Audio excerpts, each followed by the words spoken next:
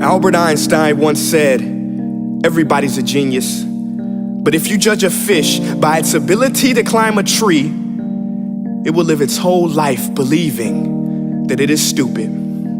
Ladies and gentlemen of the jury, today on trial we have modern day schooling. Glad you could come. Not only does he make fish climb trees, but also makes them climb down and do a 10-mile run. Tell me, school, are you proud of the things you've done? Turning millions of people into robots, do you find that fun? Do you realize how many kids relate to that fish swimming upstream in class, never finding their gifts, thinking they are stupid, believing they are useless?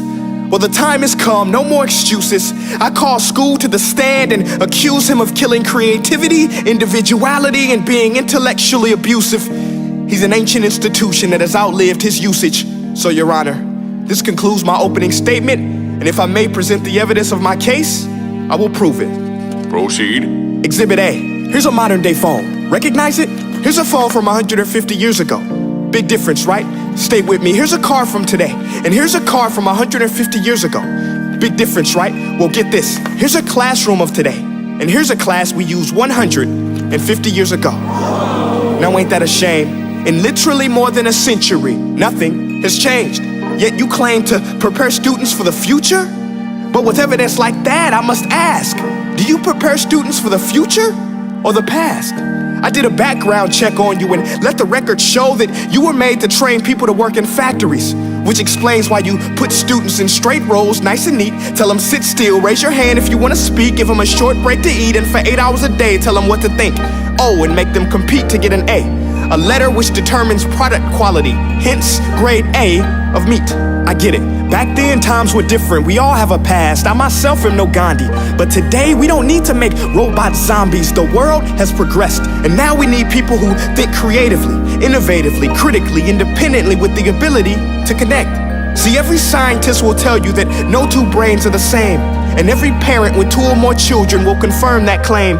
So please explain why you treat students like cookie cutter frames or snapback hats, giving them this one-size-fits-all crap. Watch your language. Sorry, Your Honor, but if a doctor prescribed the exact same medicine to all of his patients, the results will be tragic. So many people would get sick, yet when it comes to school, this is exactly what happens, this educational malpractice, where one teacher stands in front of 20 kids, each one having different strengths, different needs, different gifts, different dreams, and you teach the same thing the same way?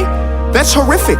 Ladies and gentlemen, the defendant should not be acquitted. This may be one of the worst criminal offenses ever to be committed. And let's mention the way you treat your employees. Objection. Overruled. I want to hear this. It's a shame. I mean, teachers have the most important job on the planet, yet they're underpaid?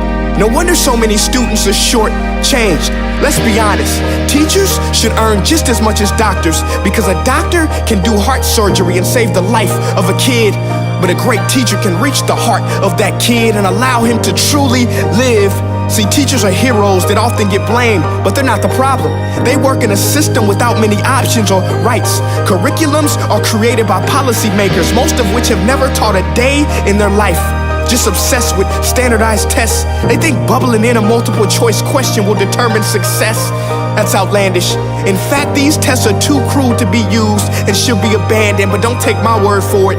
Take Frederick J. Kelly, the man who invented standardized testing, who said, and I quote, "These tests are too cruel to be used and should be abandoned." Ladies and gentlemen of the jury, if we continue down this road, the results will be lethal. I don't have much faith in school, but I do have faith in people. And if we can customize healthcare, cars, and Facebook pages, then it is our duty to do the same for education, to upgrade it, change it, do away with school spirit, because that's useless. Unless we're working to bring the spirit out of each and every student, that should be our task. No more Common Core. Instead, let's reach the core of every heart in every class. Sure, math is important, but no more than art or dance. Let's give every gift an equal chance. I know this sounds like a dream, but countries like Finland are doing impressive things. They have shorter school days, teachers make a decent wage, homework is non-existent, and they focus on collaboration instead of competition. But here's the kicker, boys and girls. Their educational system outperforms every other country in the world. Other places like Singapore are succeeding rapidly. Schools like Montessori, programs like Khan Academy. There is no single solution, but let's get moving. Because while students may be 20% of our population, they are 100% of our future. So let's attend to their dreams, and there's no telling what we can achieve. This is a world in which I believe, a world where fish are no longer forced to climb trees. I'll rest my case.